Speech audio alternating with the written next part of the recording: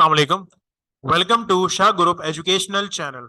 This is your mathematics instructor Muhammad Faizan. Class 9, subject mathematics. Chapter name is theorems related with area. तो area के theorems इसमें पढ़ने होंगे, जाहिर सी बात है, चैप्टर के नाम से ही आपको अंदाजा हो गया। तो हम पहले देखेंगे एरिया क्या है, फिर थ्योरम्स उससे रेलेवेंट पढ़ेंगे, उसके एमसीक्यूज करेंगे। In geometry, the area can be defined as the space occupied by a flat shape or the surface of the object.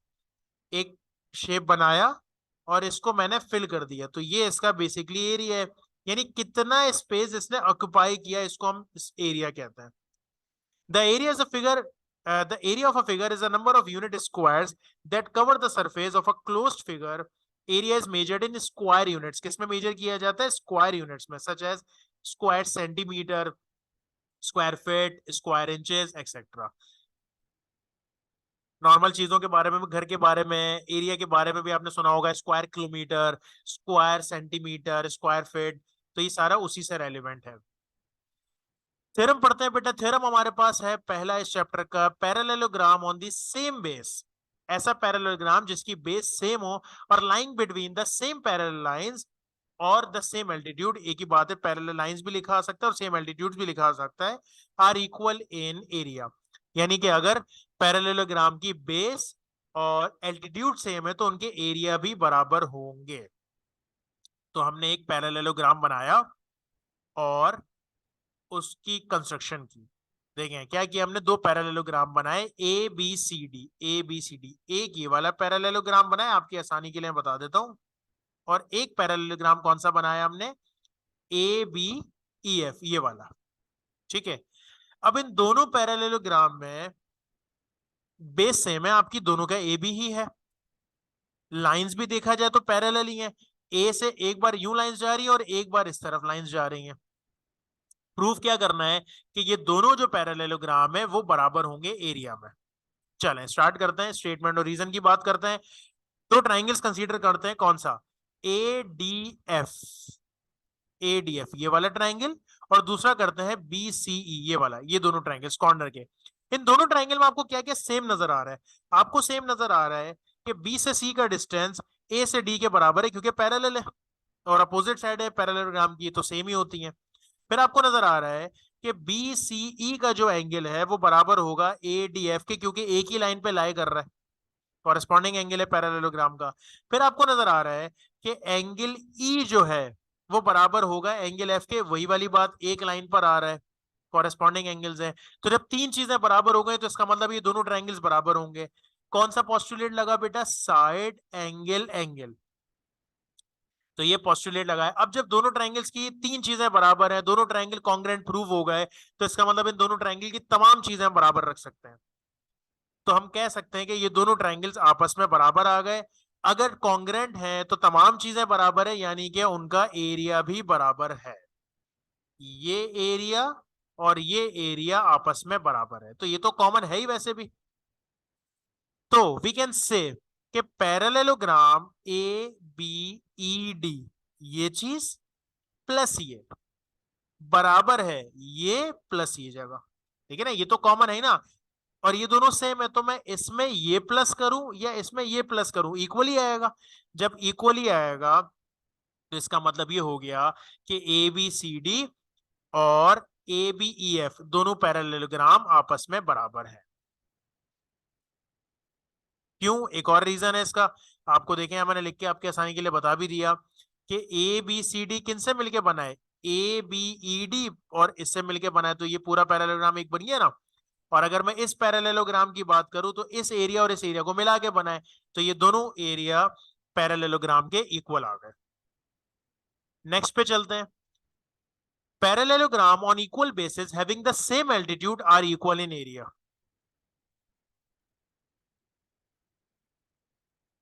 पहले लाइन की बात कर रहा था, पैरेलल लाइंस की बात कर रहा था, अब उसी तरीके से पैरेललोग्राम आपको दिए में, ठीक है, हमने बना दिया ए बी सी डी, एक पैरेललोग्राम ये बना दिया, और ई एफ जी एच ये एक पैरेललोग्राम ये बना दिया। और on the equal basis, basis equal है, बेस हमारे इक्वल है, एल्टीट्यूड भी इक्वल है। प्रूफ क्या करना है कि ये दोनों पैरेललोग्राम बराबर होने चाहिए, ये वाला और ये वाला। कंस्ट्रक्शन हमने ये की कि दोनों पैरेललोग्राम को place the parallelogram so that their equal bases, इस तरह से प्लेस किया कि दोनों के बेसिस सब बराबर में आ जाए, स्ट्रेट लाइन में आ जाए। फिर हमने बी को ई से और सी को एच से जोड़ दिया। पिछली बार वो एक ही पैरेललोग्राम में काम हो रहा था, अगर आप देखें तो एडजेसेंट थे, यहां पर हमने बराबर बराबर में प्लेस किया है। स्टेटमेंट और रीजन लिखते हैं। सबसे पहले आपको नजर आ रहा है कि ये पैरेललोग्राम है, कौन सा, ए बी सी डी, और दूसरा पैरेललोग्राम है ई एफ जी एच, इन दोनों की बात हो रही है। तो सेम पैरेलल सेगमेंट्स हैं, ए से लेकर एच और बी से लेकर जी, ये दोनों पैरेलल लाइंस हैं। Okay, now A D E H एक लाइन में है, तो इसका मतलब बीसी के पैरेलल है सारे के सारे, ये भी हमने बात लिख दी। सो वी कैन से कि BC equals to E H, क्योंकि पैरेललोग्राम में तो अपोजिट साइड्स आपकी बराबर होती है। दूसरी बात ये गिवन भी था सवाल में, बीसी बराबर है, ओके पहले ई एच के, सॉरी पहले इसको कंसीडर कर लें, बीसी बराबर एफ जी के, BC equals to F G, ये सवाल में गिवन था कि दोनों के बेस सेम है। इसको देखते हुए हमने कहा BC equals to E H, ये तो एक ही पैरेललोग्राम की दो साइड्स अपोजिट साइड है, तो ये तो बराबर होती ही है। तीसरी बात ये, B C equals to E H है, तो ये दोनों क्या है, आपस में पैरेलल भी हैं। तो अगर पैरेलल है तो इस डेफिनेशन के मुताबिक ये एक पैरेललोग्राम तो है, कौन सा वाला, E B C H. All तो देखें सवाल में बात नहीं थी, सवाल में तो ए बी सी डी और ई एफ जी एच की बात हो रही थी, लेकिन हमने ये देखा कि ई बी सी एच भी आपस में कैसा है, एक पूरा पैरेललोग्राम ही है। सो क्योंकि एक साथ आ रहे हैं, इस डायग्राम को जरा गौर से देखिएगा। अगर हम यूं डायग्राम बनाएं एच तक, ऐसे सी से डी मिलाएं, ई से एफ मिलाएं, तो यही डायग्राम आपने ऊपर बनाई थी पिछले पैरेललोग्राम में। तो इसी डायग्राम के मुताबिक दोनों के एरियाज बराबर थे। तो क्या मैं ये कह सकता हूं कि अगर ये parallelogram E B C H मौजूद है पैरेललोग्राम, और इसके साथ है ए बी सी डी के, तो दोनों बराबर हुए ना। तो हमने यहां पर लिख दिया कि A B C D equals to E B C H. इसके भी बराबर में तो मैं कह सकता हूं कि ई एफ जी एच के भी बराबर है दोनों, और अगर दोनों बराबर हैं तो ई बी सी एच से ई बी सी एच को कैंसिल करते हैं, ए बी सी डी किसके बराबर आ जाएगा, ई एफ जी एच, यानी दोनों पैरेललोग्राम इक्वल आ जाएंगे, सिंपल। नेक्स्ट पे चलते हैं, हमारे पास क्या है 14.3, triangle on the same base and the same altitude are equal in area. ऐसा ट्राइंगल जिसकी बेस सेम हो और एल्टीट्यूड सेम हो, तो उनके एरिया भी बराबर होंगे। तो वही तरीके से हमने एक डायग्राम बनाई, हमने एक ट्राइंगल बनाया ए बी सी, जैसे मैंने यू बनाया ए बी सी, ये आपका ए है, ये आपका बी है, ये सी, आपको समझाने के लिए वापस बना रहा हूं मैं। दूसरा ट्राइंगल हमने बनाया DE C on the same base ना, तो हमने क्या किया, बी से और सी से ही जोड़कर यहां पर डी रखा। फिर हमने थोड़ी कंस्ट्रक्शन भी की है उसमें। कंस्ट्रक्शन प्रूफ क्या करना है कि दोनों ट्राइंगल का एरिया बराबर है। कंस्ट्रक्शन हमने ये की है कि बी ई प्रोड्यूस किए, बी ई बनाया, यानी एडी को दोनों तरफ प्रोड्यूस कर दिया, एडी को इस तरफ भी प्रोड्यूस कर दिया, ई तक इस तरफ प्रोड्यूस कर दिया, एफ तक, ई को बी से जोड़ दिया, एफ को सी से जोड़ दिया। अब क्या करते हैं बेटा, स्टेटमेंट और रीजन की तरफ आते हैं। हमें नजर आ रहा है बी सी ए ई, ये एक पैरेललोग्राम बन गया, पैरेललोग्राम बन गया। आपको नजर आ रहा है ए बी सी हाफ है किसका, बी सी ए ई के, इस पूरे पैरेललोग्राम का हाफ है ये ट्राइंगल, बाकी हाफ हो रहा अपोजिट है। तो हाफ ये है, हाफ ये एरिया, तो हमने कहा जो एबीसी है वो हाफ है इस पूरे पैरेललोग्राम का। ठीक है, नाउ क्योंकि वैसे भी अगर मैं आपसे बात करूं, देखे ना ये पैरेललोग्राम है, इसको डायगोनल बना दूंगा तो दो बराबर बराबर ट्राइंगल्स बन जाएंगे, तो हमने वही वाली बात की है। फिर क्या करते हैं, सिमिलरली इसी मुताबिक अगर हम इस वाले पैरेललोग्राम को देखें, जिसको बी सी एफ डी को, जब इनको देखेंगे तो ये वाला जो ट्राइंगल है वो उसका हाफ होगा, ऐसा ही है। सो नेक्स्ट क्या करेंगे, ए बी सी से, विथ, इसको कैंसिल नहीं करना, कैंसिल हमें करना है दोनों पैरेललोग्राम को। देखें दोनों पैरेललोग्राम सेम है ना, अभी हमने ये लास्ट एक थ्योरम पहले प्रूव किया था कि एक जैसी बेस हो और एल्टीट्यूड सेम हो तो दोनों पैरेललोग्राम सेम होते हैं, इसका मतलब BCAE और BCFD बराबर है, ये चीज हमें मालूम है। अगर ऐसा है तो ये दोनों अगर सेम है तो इन दोनों को हम कैंसिल कर देंगे, 1/2 को 1/2 से कैंसिल कर देंगे, तो ABC बराबर हो जाएगा DBC के। यही चीज हमें प्रूव करनी थी, राइट। नेक्स्ट थ्योरम पे चलते हैं, theorem 14.4 which is last theorem of this chapter. Triangle on equal bases and of equal altitudes are equal in area. Bases same, equal altitude same और एरिया इनका सेम आना चाहिए।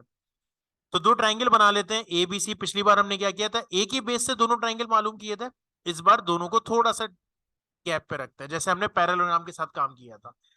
तो ABC और DEF दो ट्राइंगल्स बनाए हमने बराबर बराबर में, एल्टीट्यूड सेम रखे, बेस सेम रखा।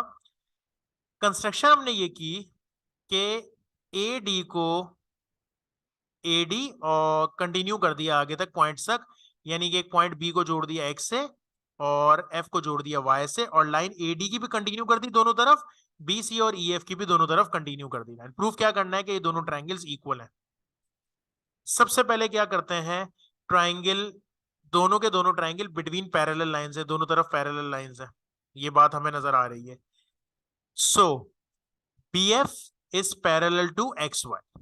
इसका मतलब ये हुआ बेटा BCAX एक पैरेललोग्राम, क्योंकि पैरेलल लाइंस के अपोजिट है, अभी हमने प्रूव किया था, तो दोनों पैरेललोग्राम सेम होंगे। कौन से? BCAX इक्वल होगा EFYD के। तो ये दोनों पैरेललोग्राम आपके इक्वल होंगे। कौन कौन से बना लेते हैं, एक ये वाला पैरेललोग्राम और एक ये वाला पैरेललोग्राम। अब आपको एक चीज नजर आ रही होगी कि ये तो डायगोनल वाली कहानी हो गई, दोनों ट्राइंगल सेम, यहां भी दोनों ट्राइंगल सेम। तो इसका मतलब ये हुआ ABC जो है हाफ है इस पैरेललोग्राम का, और DEF हाफ है इस पूरे पैरेललोग्राम का। और ये दोनों पैरेललोग्राम आपने ऊपर प्रूव किया कि सेम है। अगर सेम है तो इन दोनों को मैं कैंसिल कर सकता हूं, 1/2 से 1/2 को कैंसिल कर सकता हूं। तो इसका मतलब मैं कह सकता हूं कि ABC इक्वल टू DEF, यही चीज हमें प्रूव करनी थी। MCQs पे चलते हैं। If perpendicular distance between two lines is the same, अगर परपेंडिकुलर डिस्टेंस दोनों का सेम है तो इसका मतलब लाइंस आपस में कैसी हैं, लाइंस आपस में पैरेलल है। Parallelograms having same base and same altitudes are, क्या प्रूव किया, equal in areas. Triangle ABC and DEF have equal bases and equal altitudes, तो ट्राइंगल के क्या सेम होंगे, इक्वल इन एरिया। अभी प्रूव किए बात। if A is a side of, एक यूनिट दिया हुआ है, if A is a side of area square, तो एरिया क्या होगा, अभी मैंने आपको बताया एरिया में क्या होता है, स्क्वायर आ जाता है। तो A square units, double square मत लगा दीजिएगा, A square units. Half base altitude किसका एरिया है, ये एरिया ऑफ ट्राइंगल का फॉर्मूला है, ठीक है। सो होपफुली बात समझ में आ गई होगी। इसी के साथ ये चैप्टर भी कंप्लीट हो गया। इंशाल्लाह अगले लेक्चर में नेक्स्ट चैप्टर को कंटिन्यू करेंगे। That's enough for today. Allah Hafiz.